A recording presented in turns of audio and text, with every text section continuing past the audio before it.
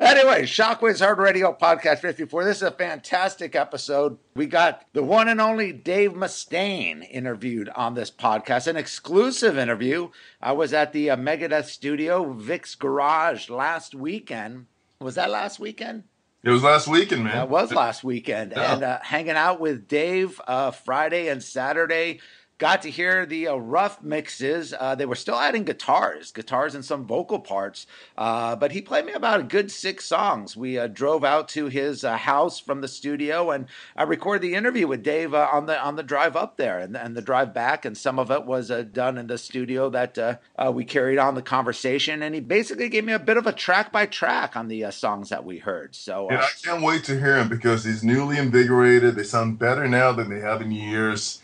It's nice that you have an old school band that's on the ascendancy again. Oh, absolutely. Yeah, they're hungry again, it seems like. So you'll love the tunes. Sure. I mean, the songs, it is still very classic Megadeth, but I think this new album is very much more song-oriented. And I think he feels a lot more comfortable, not just with the band, but I think comfortable as a songwriter. He realizes he doesn't have to be pigeonholed in the thrash metal realm, although I will say there are definitely some heavy thrash metal tunes on this record, but I think it's one of the most diverse Megadeth records in years. Cool, man. I'm looking forward to hearing it. So anyway, let's get right into this Dave Mustaine interview. What do you say? I say let's do it. All right, Shockwaves Podcast number 64, a very exclusive interview with Mr. Dave Mustaine. Yeah. We're cruising over to Dave's house from the studio, from Vic's Garage. Just got a little taste of the new Megadeth record, Super Collider. Just heard the title track.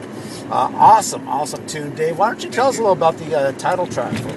Well, I was up in Santa Barbara, and USA Today is a newspaper I started reading a long time ago because it had Sudoku in it. And, I'm not really down with a lot of the viewpoints of the newspaper, but I kind of got used to reading it because of the puzzles in it, because I love word puzzles. I like to enrich my word power. And there was a story in there about how they finally had identified the mass that goes around the molecules and stuff. It's called a Higgs boson, and they had done that with the Super Collider. And I thought, wow, that's a really cool story. It was actually, the stuff's called a God particle. And I thought, knowing how closed-minded people are with my faith and thinking that that's going to change who I am as a person, or which it did, and that would also correlate into changing my guitar playing, which it didn't. I didn't want to have a song called God Particle because, every village has its idiots, and unfortunately for me, a bunch of them follow me on the internet. So we opted to call it Super Collider, and this first song is kind of like a song about no matter how bad things get, come with me. We'll take the high road, and we'll hang out and have a great time, and we'll stick together until the end of the world, so to speak, and when the worlds explode like a super collider. Because the whole theory of the super collider is atoms whirling into one another at millions of miles an hour, I guess. And I love the concept. I love the artwork that we have for this record. It's the Hadron Collider, and that is a remarkable machine. And if you look at the Super Collider, the thing itself, whether it does a damn bit of good or not, nobody really knows. I guess I don't know how it's going to correlate to lowering gas prices or anything like that, or getting people to stop trying to, run everybody's lives right now, in the dumbing down of America. But it's really cool with if you look at how big it is. A lot of pictures on the net will show this enormous machinery and guys the size of ants next to him. And the one picture that we used for our cover was, like I said, the Hadron Collider, and it's beautiful stuff, man. Science is really interesting. I don't believe in evolution. I believe in creation. So, science only goes so far with me. But, sure. I really dig the, looking at that whole way that's set up with the tubing and the piping and the reactors and all of the magnetic stuff that goes along with it. And you'd have to see it for yourself. What about the other tracks on the record? Is it kind of similar in the lyrical concept? Or why don't you do a little track by track of what we got so far? Well, I don't know how the sequence is going to go down. The way that we tracked them when we were in Open Studio. We first went in there and we talked to Johnny a little bit about, what to do. And I mean, I honestly did not have any songs written for this record. And I had parts, but, there were no songs. And knowing that we were getting signed to Universal and how big this deal was, going to CAA as our agent, having, being a career artist management artist with Azoff and his organization, being part of that whole Live Nation family and everything, man, it doesn't get any better than this. So the pressure was really on. And, no offense to Roadrunner, they served a purpose for us. And there were a couple people there that really were great people. And we look back with fondness on our time there, although we really feel respected now and where we belong now. Leading into this, prior to the label coming down and listening to the songs, there was a lot of anxiety, a lot of anticipation. Are we writing the right songs? We're going back to a major label. Are they going to want radio songs? Are they going to want MTV-type songs, VH1, Fuse, those kind of like video songs and stuff? Are they going to understand little old Megadeth, and they came down last week and they heard the songs I'm going to play for you tonight and really reacted strongly to them. The next song that we did in order was a song called Forget to Remember, and my son Justice, who's in management up at Azoff's too, he said, Dad, somebody has a song called Forget to Remember, and I said, I don't care. It doesn't matter. Sabbath just named their record 13, for God's sakes, And so that didn't make me want to change the title of it. The song is actually about my mother-in-law who has contracted Alzheimer's disease, and I don't know if she contracted it or if she was diagnosed with it. That's probably the wrong word. But, the sad thing about Alzheimer's disease is it's like watching an ice sculpture of somebody you love melt in front of your eyes. It's really, really painful. So the song has a double entendre where there's a guy and he talks to a girl in the song, and it's kind of like the movie The Notebook, where the characters in the movie, the female comes in and out of Alzheimer's and she's present and then she's back in La La Land again. So you don't really know in this song if it's a girl that is intentionally trying to forget a relationship with a guy, or if it's somebody who has Alzheimer's disease, which really is what it's about. I worded it so that it could be either way, and that's a song called Forget to Remember. Right. And you're working with Johnny K again. He did the last album, of course, 13. Yeah, Johnny, he's definitely been a breath of fresh air. I did a lot of the tracking on this record. He had to go home to go do another project, and I strongly supported him in doing that because, you gotta treat people right in this business. People that know me know that the reputation I have is bullshit, and that, I'm a totally different person from what people say I am, and when he said that he needed to go and do this other project, I was right there with him. I said, you got to take care of these guys. You got to keep your word. You got to do the right thing. And so he went, and I hooked up with a guy named Cameron Webb, who's producing the new Motorhead record right now. Great engineer for this project. He's a great producer in his own right, and we hit it off, and we worked for 3 weeks straight cutting all the basic tracks for this record. You obviously got Ellefson back in the band, and Chris Broderick, you've worked with him for quite a few years now on a couple of records and several tours. You feel more comfortable with them as players and songwriters. How has it changed on this new album? Have they got involved more songwriting-wise? Chris has gotten more involved songwriting. Sean's still at kind of the same degree, although we haven't finished all of the lyrics. But, Sean he's just happy to be here. David Ellefson has submitted a whole bunch of music, and at this point right now, I think that with one of his strong suits is lyrics. So we've got a few more lyrics we need to work on, and I'm looking forward to seeing what happens with the band guys in that area, because I've already sang 9 of the 14 songs. Well, you mentioned Universal, and this is actually through your own label through Universal, Tradecraft. How did all this come about? Was this in the working for quite a while? I have no idea. Did you not want to shop to another label, seeing the experiences you've had in the past, and figure, I'm going to have my own imprint label? I mean, a lot of bands are doing that now. No. It's much more simpler than that. When we got offered to go to Universal, Andy Gould is a famous rock manager. He used to manage Pantera, and he manages Rob Zombie right now. And Andy had gone over to Universal and said, Roadrunner is the only game in town for metal. What would you think if I brought Rob Zombie here, and if I told you I think I could get Megadeth to come over here? And they said, we're in. So, he's got his own label. It's called T-Boy, because he used to be the guy that would make tea for the Beatles. Oh, really? That's why he's the T-Boy. And, a couple times I'd heard that people said I was signed to Rob's label, and it's like, no, I'm not.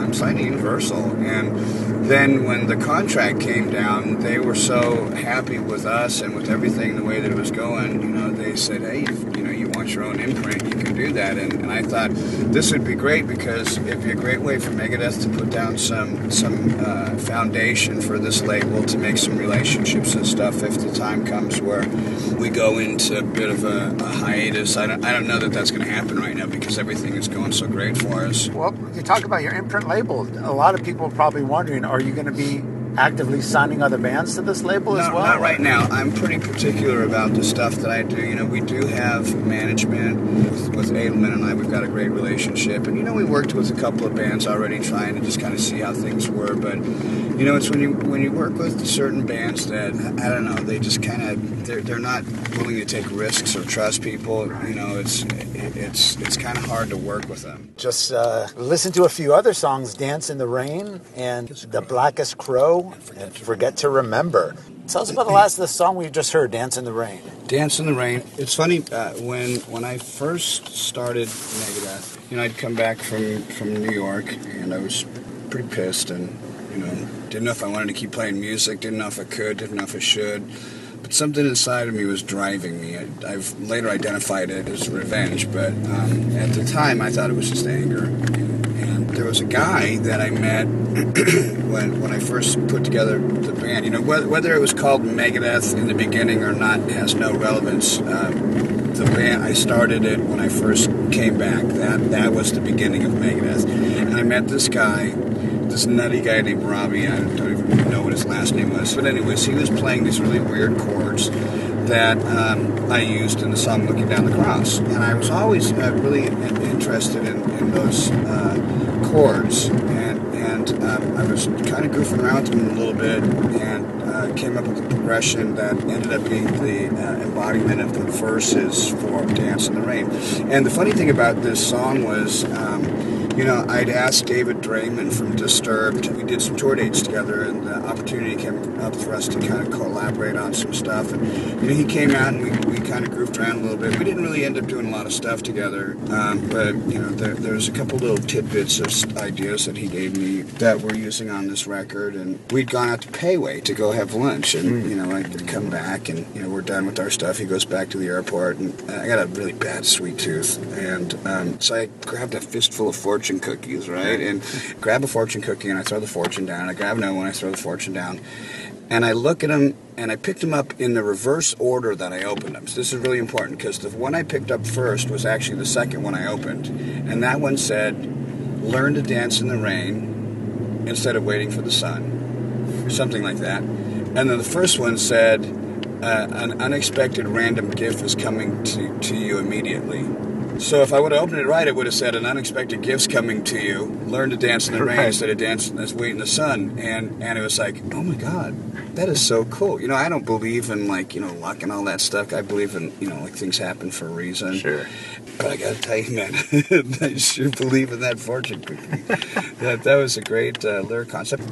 Blackest Crow, that definitely is a different direction for Megadeth. Huge departure, yeah. Huge departure, and I was gonna say, I hear a little bit of Southern influence, obviously with the slide guitar there, but a lot of Jimmy Page influence too. Thanks. The slide guitar is something I played a long time ago when I was in Panic, and I never got a chance to use it in Metallica. because we just weren't doing that. But I did have Southern influences, and that's 100% apparent when you look at what I wrote with the Mechanics, and then when we changed that and it became the Four Horsemen, the part that I showed James and Lars was Sweet Home Alabama, and because I was a Skynyrd fan. I mean, I wasn't dyed-in-the-wool bell-bottom wearing Southern guy, but I liked their music, and I really dug the brawniness of their music. Sure. So yeah, I do like Southern rock. One of my favorite guitar players when he first came out was when Zakk Wylde first came on the scene. I thought he was just like the perfect all-around rock guitar player. The way his image was, the way he dressed, the way he played, the way he looked, the way he acted.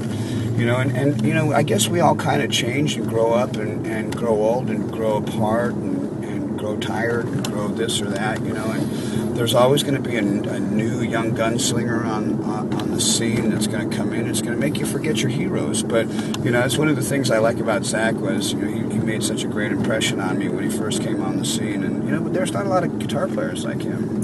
Well, something you mentioned earlier about, Megadeth has been together, it's been like 30, coming up to 30 years now, and you've obviously been playing longer, consider your time in Metallica, and, you mentioned how the guitar playing hasn't changed after all these years, and, obviously things change after 30 years, your attitude changes, your views on the world change, whether it be, absolutely. Sometimes it gets worse. You're mature, but you still have kept the integrity and the same aggression that you've had 30 years ago. So many of these bands that have continued on, that had a 30-year career, for one, most of them haven't had an ongoing career. They'll stop and then maybe every 4 years when they need money go out and tour, and really the integrity is not there. But with Megadeth and yourself, you've kept the integrity alive. How do you keep that going for so long and keep that same energy and the same vibe as you did 30 years ago?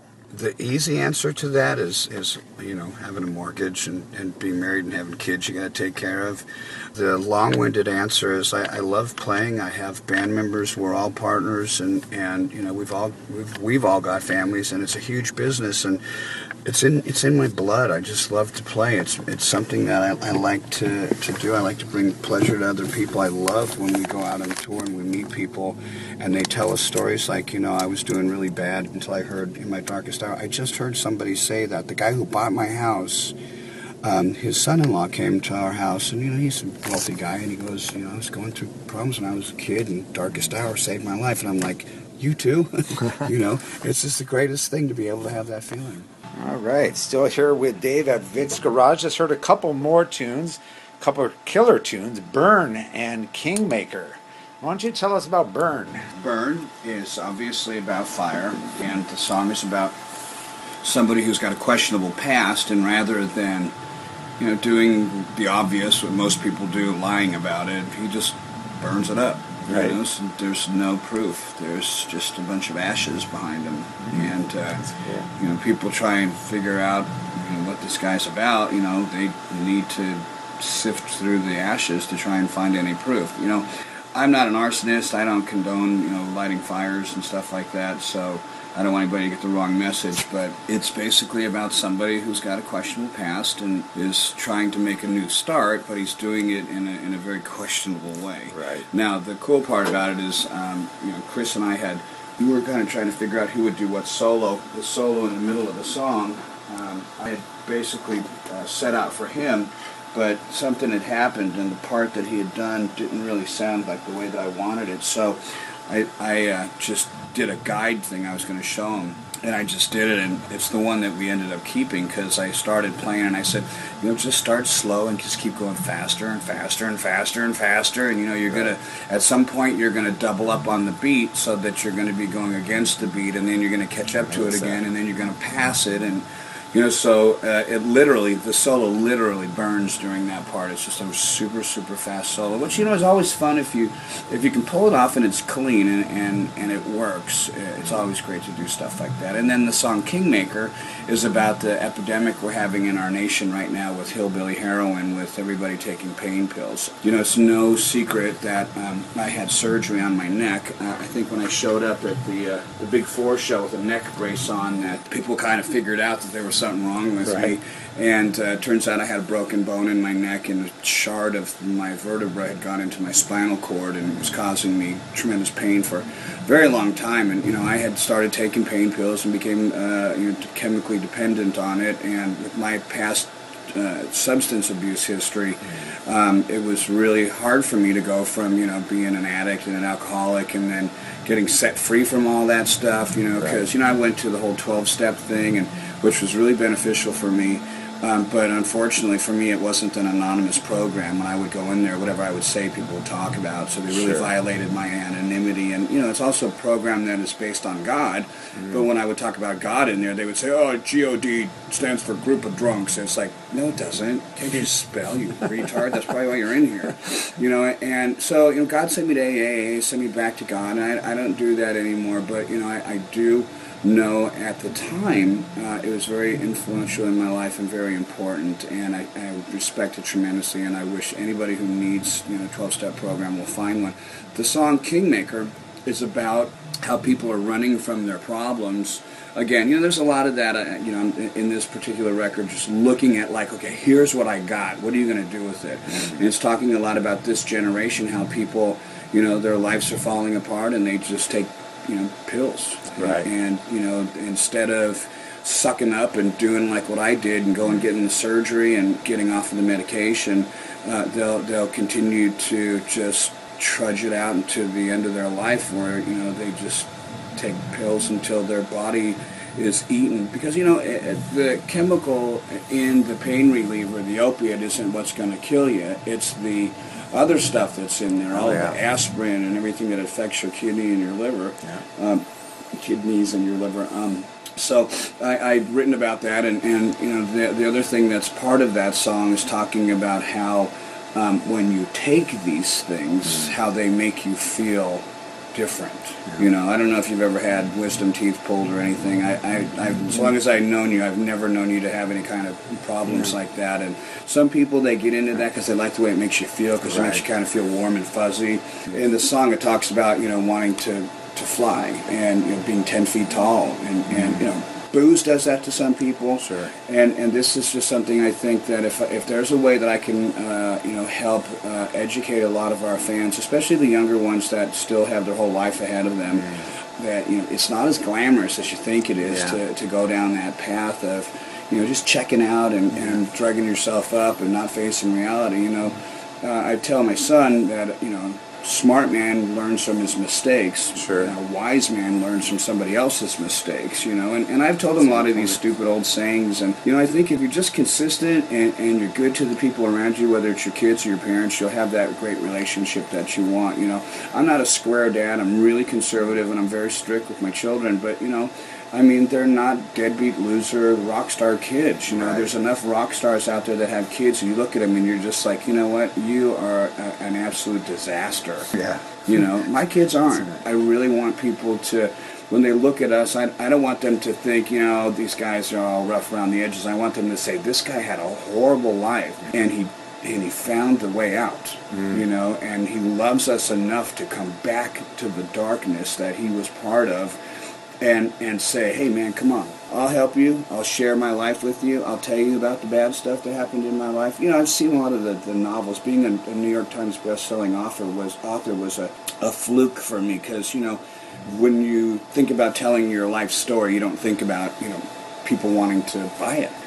What's really cathartic about this new record for us is we're able to, every time we get a chance to put pen to paper, you can kind of bloodlet yourself a little bit and let some of those grievances out. Sure. I think that's part of what Kingmaker means to me is that I'm able to look back now at this whole episode of my life being a slave to big pharma. You know, you have no idea what a pain in the ass it was, Bob, in order to travel, to go overseas, and I needed the medication with me, to know that if my backpack would have been stolen and my medication would have been gone, that I would have gone into serious withdrawals and been hospitalized and the tour would have been over. That kind of stuff is horrifying, you know, and my heart goes out to the people that are you know, stuck in that vicious circle of slavery to, you know, narcotics. Granted, you need it if you're in pain, but... Well, that's the difference. I think that the sad thing is, I mean, it's been so acceptable now. You turn on the TV, all you see is these ads for prescription drugs. I mean, it's all about money, and they think they make it out as necessary, but they don't. I mean, they say real quick, don't take this withdrawal, you'll die. Exactly. You're going to die. But the fact is that these things will slowly kill you. But obviously, when you have a serious surgery like that, you know, some degree of pain pills is going to be necessary. But people that have restless leg syndrome, you know, something. Come on, give me a break. But, you know, it's become so accepted by society. And the problem, too, is that because of the way that the social networking is gotten right now, celebrities who have a lot of leverage and a lot of ability to be able to share information with people because of their leverage, you know, we could really do a lot of good by educating people. But, you know, after the last couple of episodes I've had with saying stuff and having people try and attack me, I mean, I'm not afraid of anybody, but the point, you know, where you say stuff and it's totally misconstrued, and then you start seeing young fans that really look up to you questioning, you know, what you said when it's like, but that's not what I said.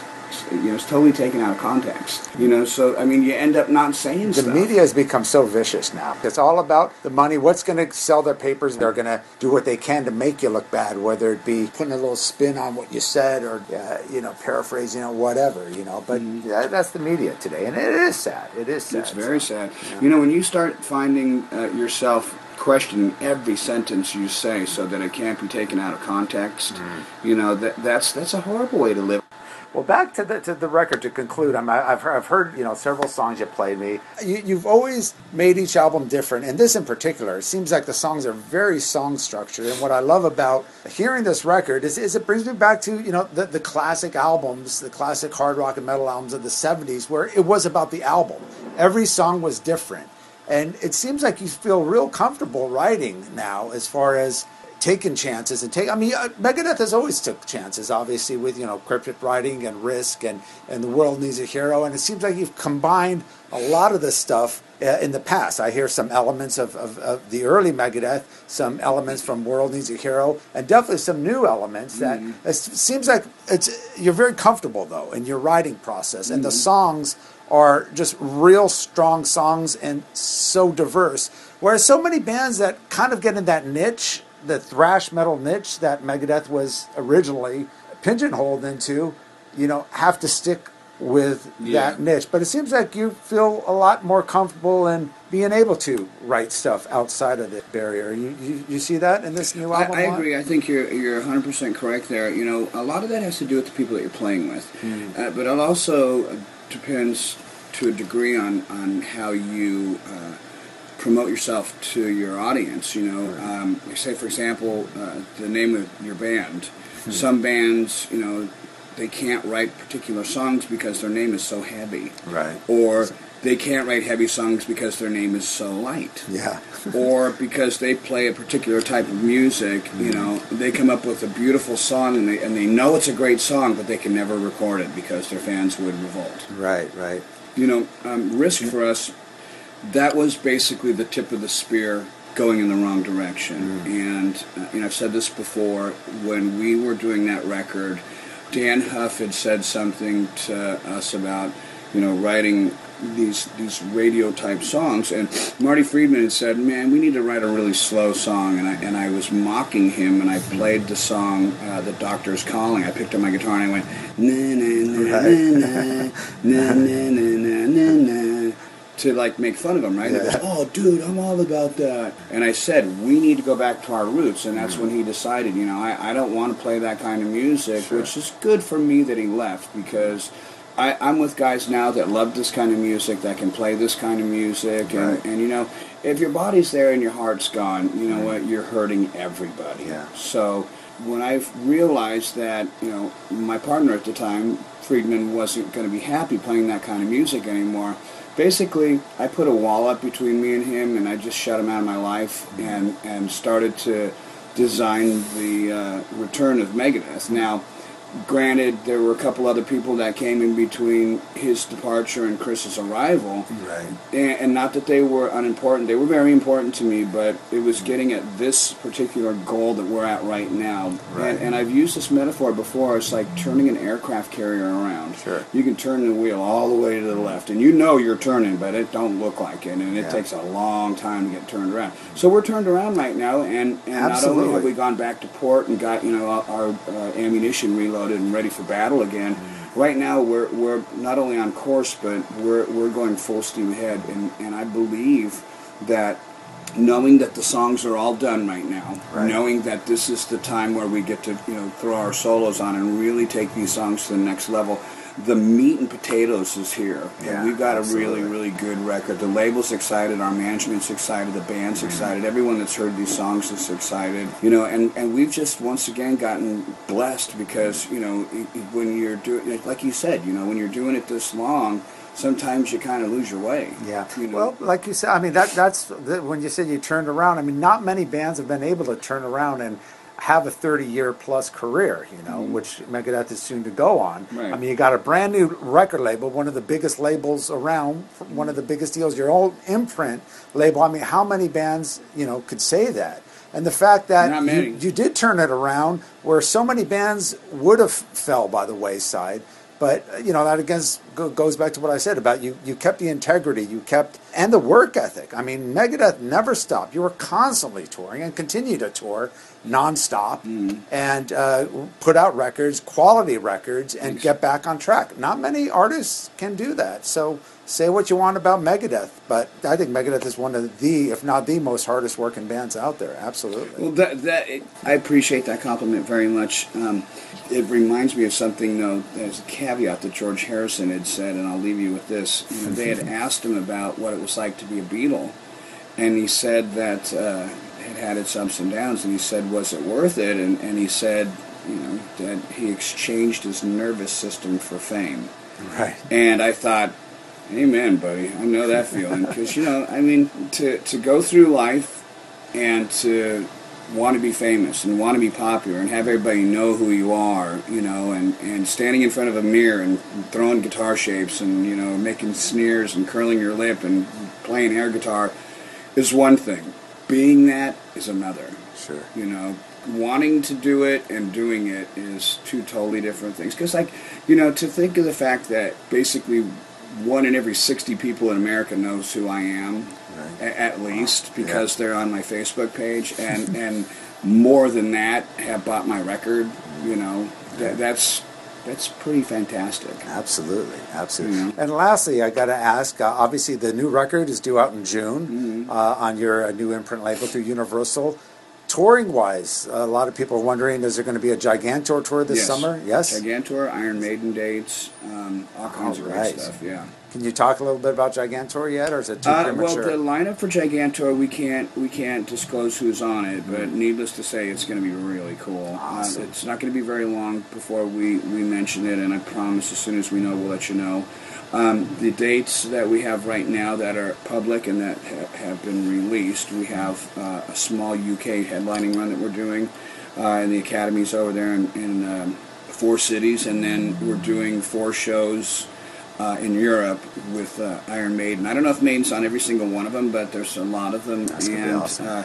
We have another run of dates with them coming up, and we have Gigantor in South America coming up. We have Gigantor in the States coming up, and the sky's the limit for us right now. I got a phone call yesterday about somebody who wants to tour with us, and it's a really big, huge, popular young band right now. And I said, well, yeah, I mean, who's closing the show, kind of thing, right? Because granted, if you're big right now, that's cool. Right. But, are you as big in the scheme of things? Sure. Because, one great record can mean the difference between night and day. Absolutely. And who knows? We've gone out and supported bands that we feel that we probably could have been playing over.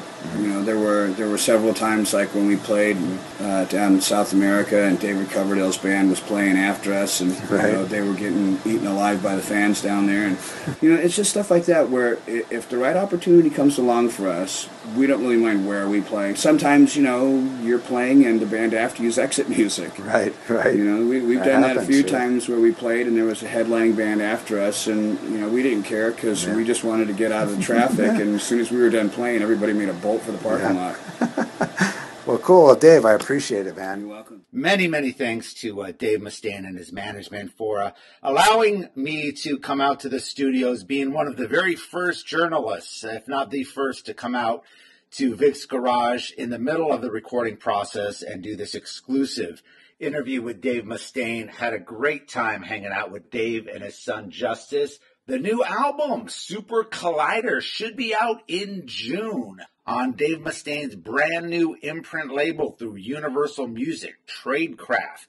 And I'm sure this will be one of many great future releases on the Tradecraft label from Megadeth. Very fond relationship I've got with Dave. Over 30 years now, we've been close friends since the very first Metallica show at Radio City back in March of 1982. First time I met Dave Mustaine, and I'm so honored to, 30 years later, still be a very close friend of Dave Mustaine's and have this great opportunity.